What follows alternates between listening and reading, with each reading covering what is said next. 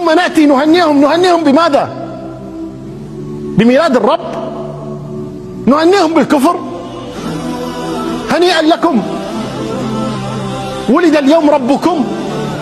ومحمد بيضل العالم كله وظهر على حقيقته لما في لحظة سطلة وسكر كتب الحقيقة.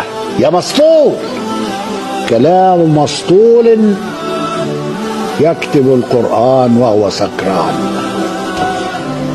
فهل نتنازل عن الدين ونأكل الخنزير لأجل أن يرضوا، ونشرب الخمر لكي أن يحبونا؟ إنها عقيدة، إنه دين.